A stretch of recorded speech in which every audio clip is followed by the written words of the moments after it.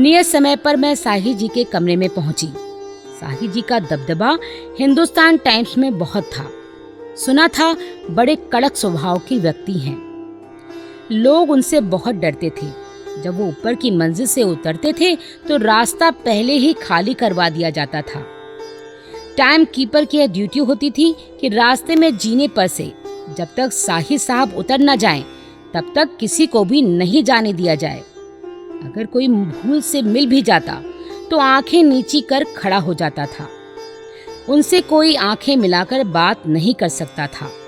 जाहिर था कि साहिर साहब का रौब और रुतबा मुझे कुछ आतंकित करता। कादम्बनी की पोस्ट विज्ञापित नहीं हुई थी। कादम्बनी के संपादक राजेंद्र अवस्थी हमारे मित्र थे। उन्हीं से पता चला था कि सहायक संपादक का पद रिक्त है और मैंने सीधे जनरल मैनेजर को प्रार्थना पत्र लिख दिया था। खैर, मैं साहिर जी के कमरे में पहुंची और पहली बार साहिर जी को देखा। भारी भरकम डील डॉल वाले व्यक्ति जो कमरे में भी काला चश्मा लगाए बैठे थे, मुझे देखकर गंभीर आवाज में मेरी योग्यताओं के बारे में पूछने लगे। सब कुछ सुनने के बाद उन्होंने कहा कि हिंदुस्तान टाइम्स में वो महिलाओं को अधिक रखने के पक्षधर नहीं हैं। मैंने पूछा क्यों, ऐसा किस लिए? साहिर जी बोले, एक बार बहुत झंझट हो गई थी दैनिक हिंदुस्तान में, बहुत पहले, इसलिए अब महिलाओं को नहीं रखते। या तो वो मुझे टालना चाहते थे या वास्तव में ही कुछ अघटित हो गया होगा। मैंने फिर कहा, अंग्रेजी साइड में तो महिलाएं काम कर रही हैं। साहिर जी का उत्तर था, हाँ, पर हिंदी विभाग के लिए हमने पॉलिसी बना ली है। मेरे अंदर का विद्रोह जो हर अनुचित बात पर जागृत हो उठता था, मुखर हो उठा। मैंने कहा, साहिर जी, आप लिखकर दे दीजिए कि आप मेरी नियुक्ति इस कारण नहीं कर रहे हैं क्योंकि मैं महिला हूं। साहिर जी मुझे देखते ही रह गए। इस तरह तो शायद उनसे पहले कभी किसी ने बात नहीं की थी। उनकी त्योरियां चढ़ गई, जिन्हें देखकर मुझे लगा कि मेरी दाल गलने वाली नहीं है। मैं तत्काल उठ खड़ी हुई, नमस्ते की और बाहर आ गई। 2-3 दिन बाद ही हिंदुस्तान टाइम्स से कादम्बनी के सहायक संपादक पद पर मेरी नियुक्ति का पत्र आ गया। मुझे बड़ा आश्चर्य हुआ। मैंने तो उम्मीद ही छोड़ दी थी। जैसे किस्से साहिर साहब की कठोरता के बारे में सुने थे, उससे तो लगता था अब हिंदुस्तान टाइम्स में मेरा पैर रखना नामुमकिन है। बाद में जब मैं ऑफिस जाने लगी और कुछ समय बीत गया, तब कई लोगों से पता चला कि साहिर साहब जैसे दिखते हैं वैसे हैं नहीं। बाहर से बादाम की तरह कठोर, अंदर से गिरी की तरह नरम।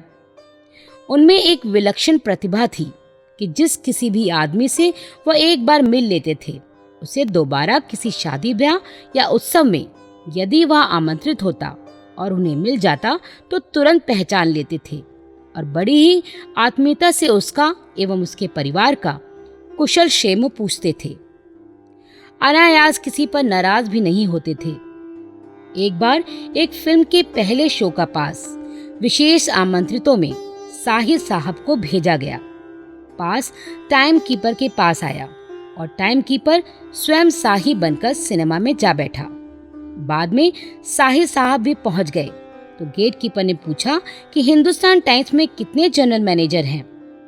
साहिर साहब ने कहा, क्यों, क्या और भी कोई आया है? उसने इशारे से बताया कि वो साहिर साहब बैठे हैं। साहिर साहब ने देखा टाइम कीपर ओम प्रकाश आहूजा बैठा था। साहिर साहब चुपचाप वापस लौट आए। दूसरे दिन आहूजा को उन्होंने ऑफिस में बुलाया और पूछा तो उसने माफी मांगी और रोने लगा। साहिर साहब ने कहा, अरे भाई, जब कहीं जाने का जी चाहे तो बता दिया करो। साहिर साहब को अपने कर्मचारियों के स्वास्थ्य और आर्थिक स्थिति की इतनी चिंता रहती थी कि उन्होंने ब्याज खोरों से बचाने के लिए हिंदुस्तान टाइम्स कोऑपरेटिव सोसाइटी की नींव रखी और पहला शेयर स्वयं खरीदा। उनके बारे में मशहूर था कि जब किसी की नियुक्ति करते तो उसे ये बताना नहीं भूलते थे कि हिंदुस्तान टाइम्स में क्या क्या खूबियां हैं। हिंदुस्तान टाइम्स में सभी को लंच टाइम में 1 गिलास दूध चने की दाल का पैकेट और केला सब्सिडाइज्ड रेट पर मिलता था।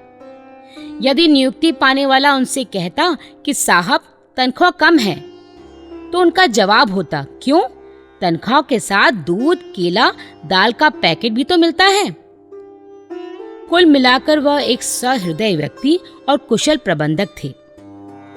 कादम्बनी का ऑफिस मुख्य इमारत में ना होकर कनॉट सर्कस में स्थित कनॉट हाउस में, जहां बिन्नी का शोरूम है, वहीं पहले माले पर था। यहाँ पर हम कुछ ही दिन रहे कि हिंदुस्तान टाइम्स की अपनी बहुमंजिली इमारत कस्तूरबा गांधी मार्ग पर बनकर तैयार हो गई। सबसे पहले इस बिल्डिंग में कादम्बनी ने ही शिफ्ट किया। उन दिनों संपादक के अलावा सहायक संपादक को अलग से कोई कैबिन नहीं मिलता था। हॉल में ही सबके साथ बैठना पड़ता था। मेरे लिए कोई नई बात नहीं थी। बंबई में धर्मयुग के ऑफिस में भी हॉल में ही सबके साथ बैठने की व्यवस्था रहती थी। कादम्बनी का स्टाफ बहुत अच्छा था। स्टाफ में थे दुर्गा प्रसाद शुक्ल, कृष्णचंद्र शर्मा और विजय सुंदर पाठक। चित्रकार जगदीश जोशी के CBT में चले जाने के बाद सुकुमार चटर्जी चित्रकार के रूप में आ गए। Chatterjee national gallery of modern art में क्यूरेटर थे। कादम्बनी का वातावरण बहुत अच्छा था। सभी हिलमिल कर रहते थे। मासिक पत्रिका थी, इसलिए काम का भार अंगजा जैसा अधिक नहीं था। अंगजा के लिए तो सामग्री जुटाने से लेकर प्रूफ पढ़ने के साथ ही साथ उसके रंग रूप का नियोजन तक सब कुछ अकेले ही करना पड़ता था। पर यहाँ तो कला विभाग अलग था। प्रेस की भाग दौड़ भी नहीं थी, क्योंकि प्रेस अपना था और बिल्डिंग में ही था। प्रूफ रीडर अलग, उप संपादक भी 3-3, इसलिए सब सहज और सुगम था। राजधानी की सांस्कृतिक गतिविधियों में भी हमारी बढ़त होती रही थी। हमारे एक रिश्तेदार सुरेश सिंघानिया जी कुछ साथियों के साथ मिले और कहा कि राजस्थान की संस्कृति को पुष्पित पल्लवित करने के लिए हमें कुछ करना चाहिए। अंततः राजस्थान क्लब की नींव रखी गई, जो कुछ समय में ही राजधानी की एक प्रमुख सामाजिक संस्था बन गई। ठाकुर ही उसके संस्थापक थे। उनके सहयोगी थे मोहनलाल, सुरेश सिंघानिया, बद्री प्रसाद, KG बंसल, विनोदपुरी, गौरी शंकर मुंदड़ा और मैं। राजस्थान क्लब का पहला कार्यक्रम रोशन आरा क्लब में हुआ। विशेष रूप से कवयित्री माया गोविंद को उस कार्यक्रम के लिए बंबई से बुलाया गया। मुझे आज भी याद है, उस दिन कार्यक्रम में जो महिलाएं आईं वो आधा घूंघट काढ़े हुई थी। राजस्थान क्लब का उद्देश्य निश्चित किया गया। एक तो राजस्थान की सभ्यता, संस्कृति और लोक कलाओं को जीवित रखने का प्रयत्न करना, दूसरे महिला वर्ग को पुरानी रूढ़ियों, परंपराओं, अंधविश्वास तथा पर्दे की कुप्रथा से छुटकारा दिलाकर उन्हें राष्ट्र की मुख्य धारा से जोड़कर आगे बढ़ने के लिए एक मंच प्रदान करना। मुझे राजस्थान क्लब का उपाध्यक्ष चुना गया। इस प्रकार देश की मुख्य धारा के सामाजिक सांस्कृतिक क्षेत्र में भी हमारा पदार्पण हुआ।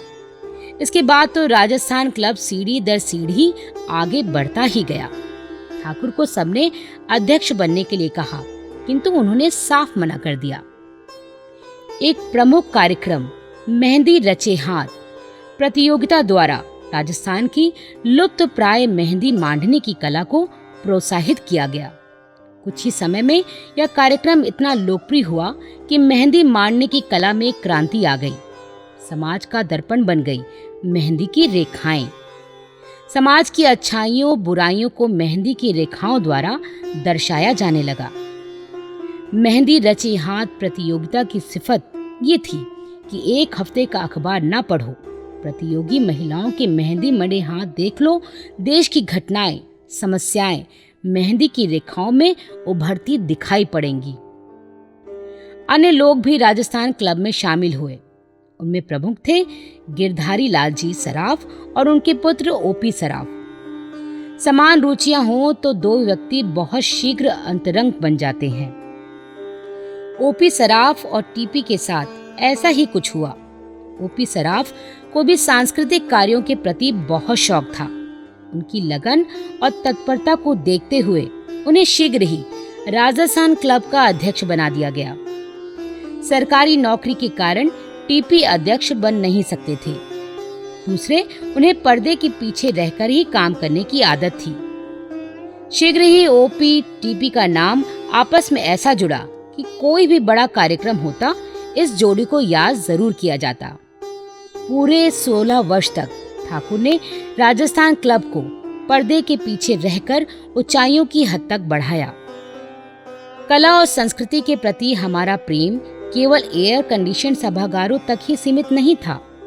सुदूर सीमाओं पर लड़ने वाले जवानों के बीच भी उनके मनोरंजन के लिए कलाकारों की टोली लेकर हम कई बार गए। सन 71 की बात है। यह प्रजातंत्री बांग्लादेश के संघर्ष और बलिदान की जय गाथा का समय था। 7 दिसंबर 1970 का ऐतिहासिक दिन बंगबंधु शेख मुजीबुर रहमान के नेतृत्व में आस्था प्रकट करते हुए बांग्लादेश की जनता ने राष्ट्रीय क्रांति की प्रस्तावना तैयार की।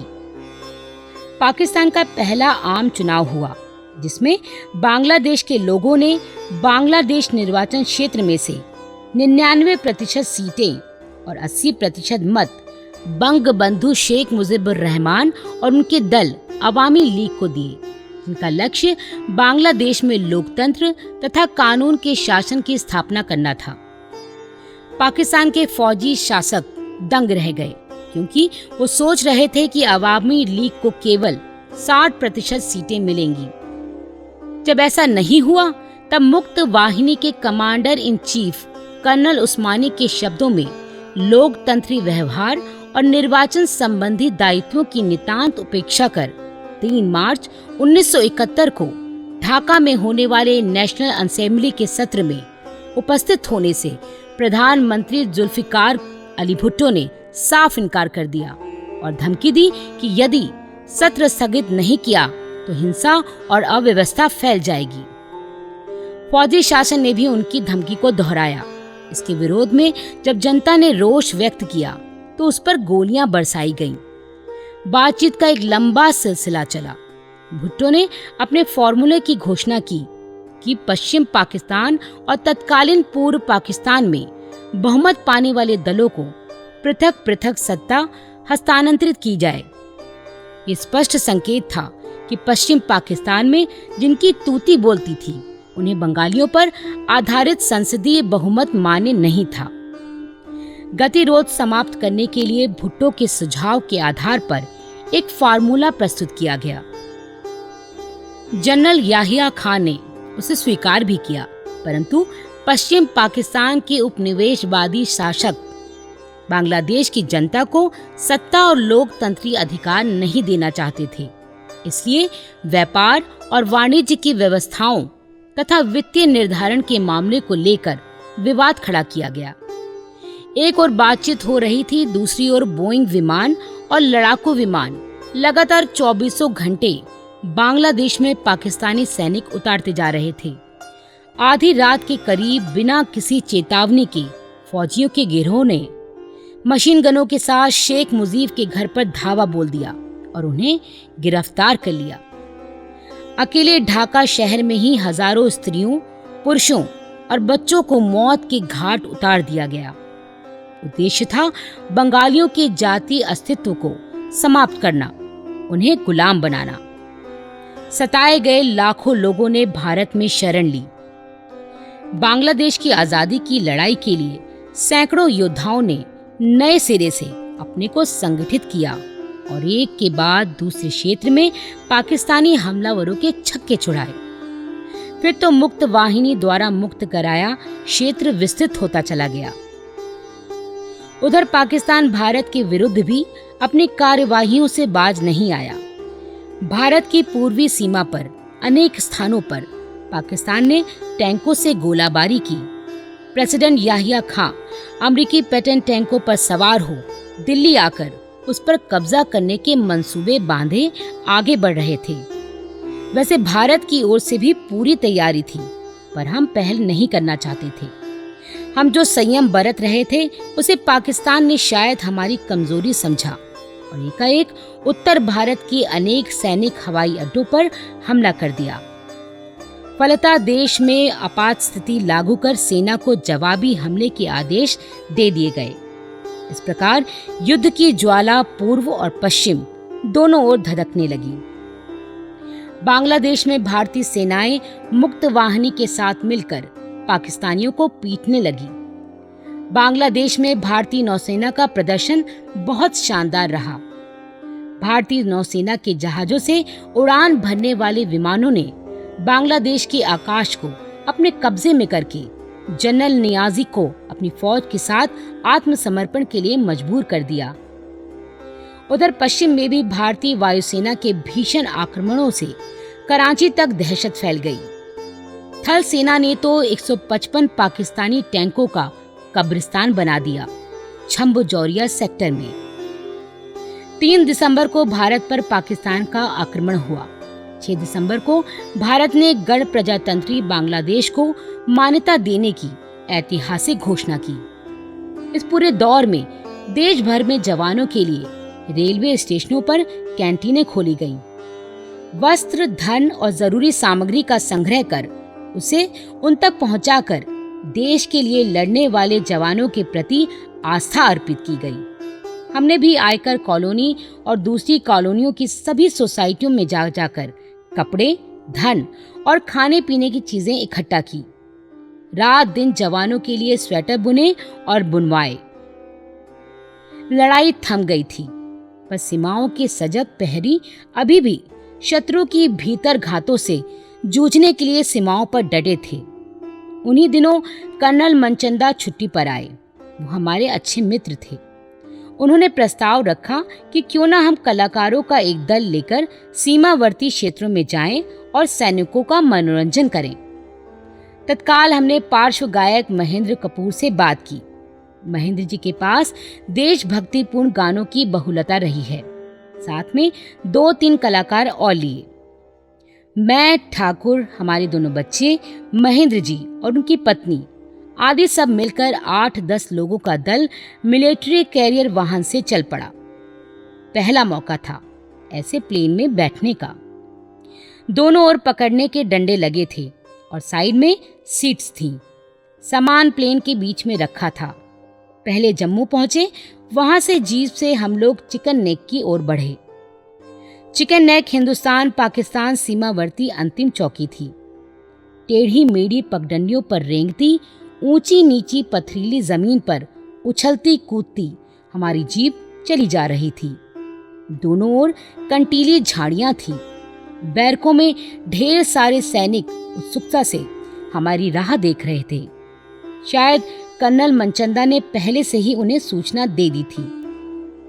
महेंद्र कपूर ने जब अपनी बुलंद आवाज में गाया, मेरे देश की धरती सोना उगले, उगले हीरे मोती, जब चलता है धरती पर हल, ममता अंगड़ाई लेती है, क्यों ना पूजे इस माटी को जो जीवन का सुख देती है। तो एक समा सा बंध गया। सैनिकों के बीच एक एहसास जगा कि सीमा पर सुदूर स्थान पर रहते हुए भी वो अकेले नहीं हैं। भारत की जनता उनके साथ है और साथ है उसकी आस्था का बल। हम लोग 2 दिन वहां रहे। जब लौटने लगे तो बाहर निकलते समय मैदान में हम थोड़ी दूर ही चले थे कि पीछे से कर्नल मनचंदा ने अपने दोनों हाथों के घेरे डालकर हमें पीछे खींच लिया। इतनी अचानक और इतने फौलादी हाथों की वह पकड़ थी कि हम समझ ही नहीं पाए माजरा क्या है। बाद में उन्होंने बताया कि यहाँ छिपी हुई माइंस है जो जमीन के अंदर दबी है। हमारे सैनिक उन्हें ढूंढ ढूंढ कर निकाल रहे हैं। फिर भी दुश्मनों द्वारा बिछाए गए बहुत से खतरे अभी भी यहाँ हैं। अगर भूल से भी किसी पर पैर पड़ जाए तो जान की खैर नहीं। हमारे साथ छोटे बड़े मिलाकर जितने कलाकार थे, उन्हें ठहराने की वहां पर्याप्त जगह नहीं थी, तो सेना के अधिकारियों ने अपने बैरक कलाकारों और हम लोगों के लिए दे दिए और स्वयं दूसरी ओर के तंबुओं में चले गए। तंबुओं में भी जगह की इतनी कमी पड़ गई कि एक एक में 4-4 अधिकारियों को सोना पड़ा। सीमा क्षेत्र में हमें एक ऐसा सैनिक मिला जिसका भाई भारत चीन की लड़ाई में शहीद हो गया था। उस समय घर से उसकी पत्नी के पत्र आए थे। वह बेचारा अपनी भाभी को लिख भी नहीं पाता था कि भाई शहीद हो गए हैं, क्योंकि भाभी गर्भवती थी। पति की मौत का सदमा उसके लिए घातक हो सकता था। एक रात सोते समय मैं कुछ पढ़ना चाहती थी, लेकिन पढ़ने को कुछ था नहीं। अचानक मेरी नजर पास ही पड़े एक पत्र पर पड़ी। उत्सुकतावश मैंने पत्र उठा लिया और पढ़ने लगी। किसी बच्चे ने अपने पिता को पत्र में लिखा था, पिताजी दिवाली आ गई, आप नहीं आए। माँ बीमार है, मैं बीमार हूँ। माँ बीमारी की बात लिखने नहीं देती, इसलिए उससे छिपाकर लिख रहा हूँ। आप जब थे तो मुझे खिचड़ी बनाकर दे देते थे, वह भी अब मिलनी बंद हो गई है। सब बच्चे पटाखे चलाते हैं, मेरे पास वो भी नहीं है। माँ कहती है पहले देश है फिर कुछ और। पढ़कर आंसू आ गए। कर्नल मनचंदा को बताया तो वह बोले, भाभी जी यहाँ तो जो पत्र आते हैं सब ऐसे ही होते हैं। हम लोग तो पत्थर हो गए हैं, अब रोना भी नहीं आता। जिंदगी के विविध रंगों में सीमा क्षेत्र की इस यात्रा का भी अपना एक रंग था, जिसे मैं आज तक भूल नहीं सकी। इस यात्रा के बाद महेंद्र कपूर जी से घनिष्ठता और गहरी हो गई। सबके उत्साह प्रेम में पगे हम वापस लौटे। बम का एक शेल उन्होंने हमें भेंट किया, जो अभी भी यादगार के रूप में हमारे पास है।